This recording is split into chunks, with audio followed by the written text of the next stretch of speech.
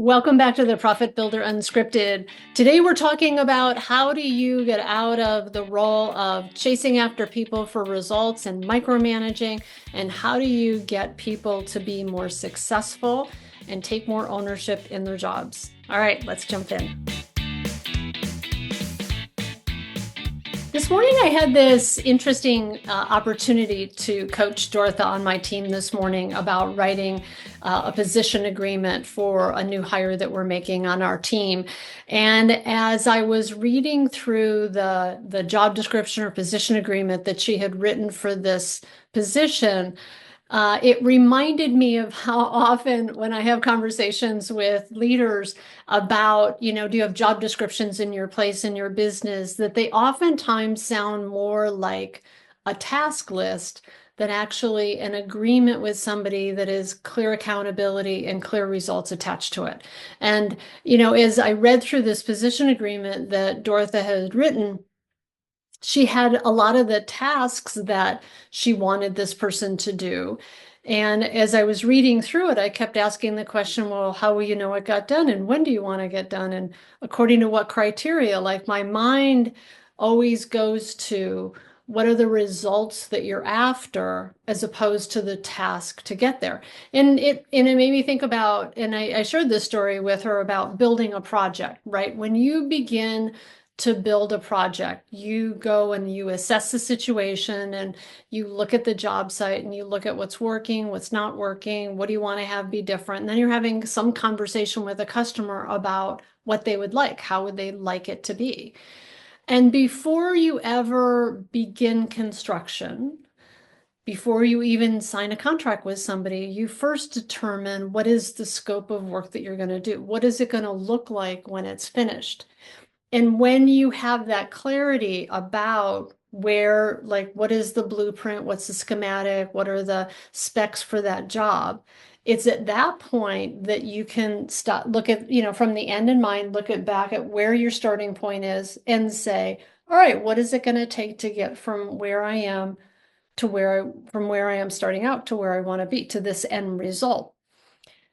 So what's interesting is that the same thing is true when we're working with employees, because unlike, when a lot of times when you're working, this happens to be a new hire for us, but it's taking over some of what Dortha already does. So it's not like a completely new function. It's just moving some of that to somebody else.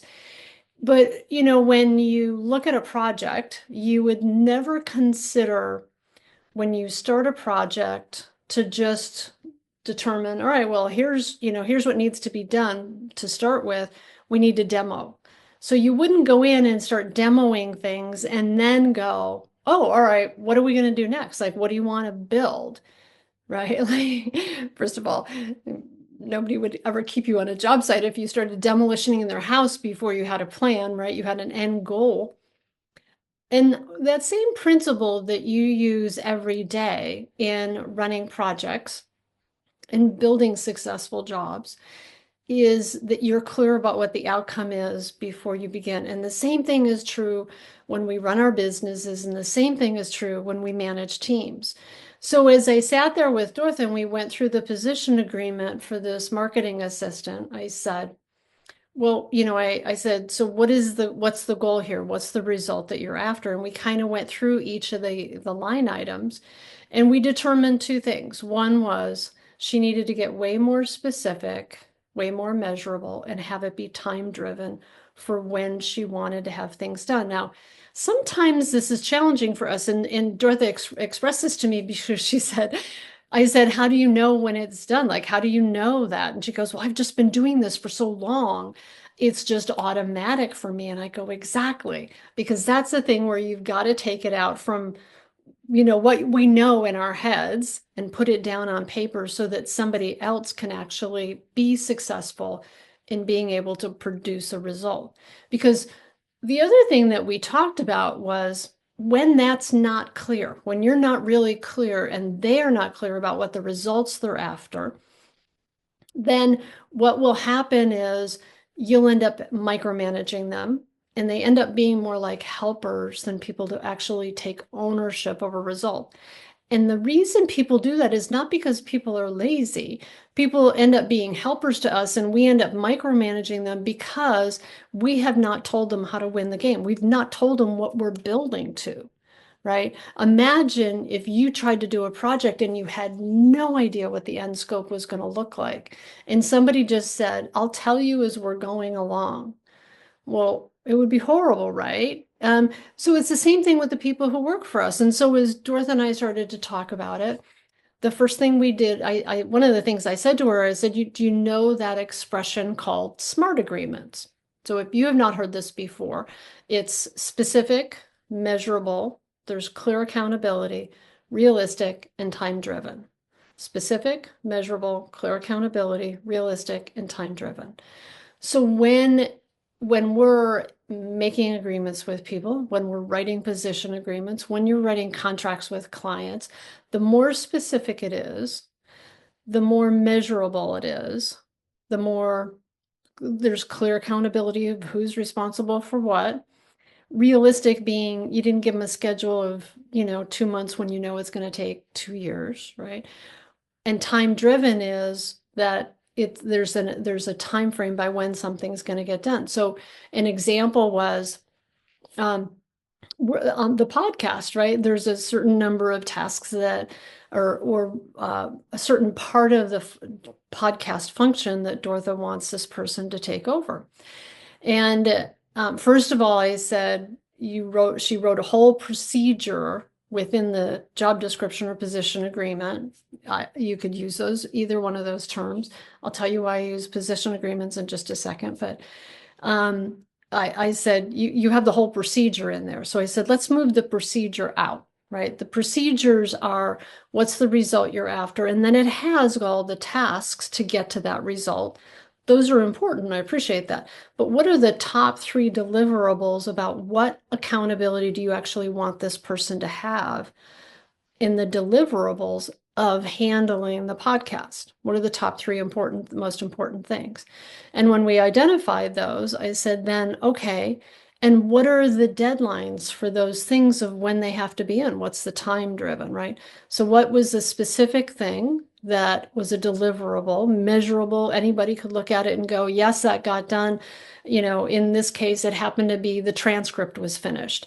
And that has to be done by, at least the Friday before, and that all of the setup within our platform that we use is completed by Tuesday, first thing in the morning, 8 a.m., so that the team can review it and make any changes by the end of the day on Tuesday afternoon.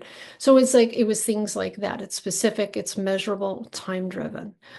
So the more we do that with our teams when we're writing position agreements, the more we can really help them be able to take ownership, the less we have to micromanage them. And I said to Dortha, I said, do you ever feel like you're chasing after people to get results? Because she has some other people who work for her that don't work for me.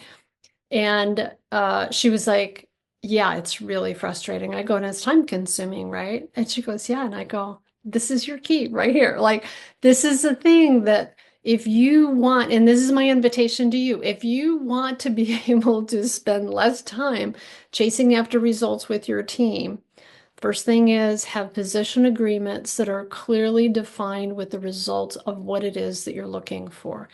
And one thing I'll just say is that I have a arsenal of position agreements that I have written for the construction industry specifically. It's over 2 different dozen position agreements in all the different roles, from marketing to estimating to design to accounting to project management to field management, carpenters, foremen. Like I've got all these position agreements that I've pre-written that are great starting points for you if you're interested in it. They're all included in my course called Build Your Dream Team. I'll drop a link down below, so that you can go check it out. The course is actually a really great course that's all about really kind of what this topic is talking about today, but also gives you some guidelines about how to not only write position agreements, but implement them, get agreement about them, and then also how to manage results on the back end, which is like you've got it written, and now how do you create an existence system for managing those results with your team? So that's what the course is about. And so if you're interested, I highly recommend that you go check it out, and you'll get all the information you need on that page. So why do so position agreements that are really clear about the results start to have you and them be able to manage at a higher level versus all of the minutia in the particles and pieces. And if you get my course called Build Your Dream Team, you'll also hear about how do you define the three most critical things in any job. And listen, I've been doing this for lots of years in this industry, and I'm telling you, there are three key things in every position that are the key deliverables that drive the success of that position. And when you're super clear about that, and they are super clear about it, you both will have more confidence about how to manage your way forward. One of the things that I always say is that construction can be very complex.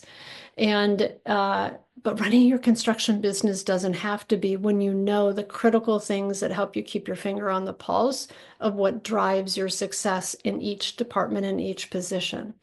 And that's really, that course talks a lot about that. And as I say, the last few modules actually walk you through how do you create a feedback structure with your team so that information is coming to you as opposed to you chasing after after them for it. It was one of the other things that Dortha and I talked about too, because I said, once you get this done, I said, just like you and I have regular meetings that we have scheduled consistently, where we have an agenda, we have whatever action items from our last meeting, like we have like certain things that are always on that agenda. You're going to do the same thing with this person, because that's really going to help you and them stay on the same page, where you're not going to have to be chasing after them. So that's another thing that course speaks to. So the one final thing I want to just share about, why do I call them position agreements?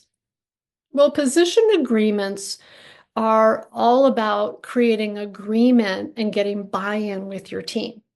And one of the things that I have learned over the years is that, and I think that you could probably attest to this too, we take our agreements more seriously than implied expectations or demands. Nobody likes to have expectations made of them. You know, we kind of think, well, you work for me, I pay you, I expect you to do your job. But if you want them to do their job more consistently, there's three things. One, define what that is and what are the results you want as opposed to just the tasks. The second part of it is get agreement about it. Get it in, I treat position agreements like people treat contracts in construction. Like, I suggest that you and them sign it once they've agreed on it. And then you have an existence system as a third piece for managing those results. How do you know that they actually got it done? These are just some tools that I have learned along the way, that I've shared with many of my clients, that I see it's just stuff that really works and really works well. And the course, Build Your Dream Team course, I encourage you to check it out. It's a series of, there's 6 modules, but I break each module into separate, smaller videos so that you can kind of take it, one chunk at a time. You can watch them, you can listen to them while you're on the go, because I give you both the audio and the video files. But it's a really great it's a great resource for helping you build and develop your leadership skills. And if you have leaders on your team, it's a great course to use to help you and them start to build stronger leadership skills, so that you can kind of move out of the realm of I'm micromanaging or I have to chase after people to results, to how do you build a stronger team around you who takes ownership, who has accountability, where there's clear deliverables. Just like how you run a project, right? The ability to be able to grow your business is directly proportionate to your ability to grow a strong team around you.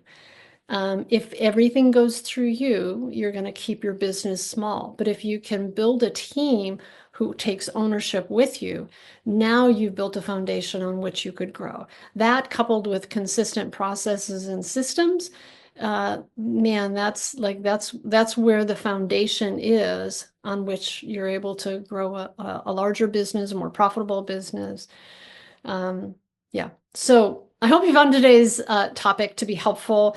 Dortha and I laughed because I told her at the end I was going to be recording a video about this right afterwards because I said, what a great topic, like how perfect. In the thing about when you're doing this with your team, I said to her at the beginning of the conversation, I said, I really appreciate everything that you put into this, and I'm going to tell you that this is going to be a great learning opportunity for you, especially as you grow your team and you grow your business. Um, I want you to have this be a useful process for you as well. So um, check it out. Check out the Build Your Dream Team course. I think that you'll find some great resources and tools in there.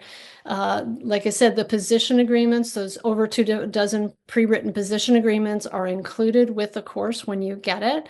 And if you have any questions, feel free to reach out to me. Feel free to pop me a note here in the comment section below or send me an email, and I'm happy to answer any questions you have. As always, thank you for being here. Thanks for being part of this community.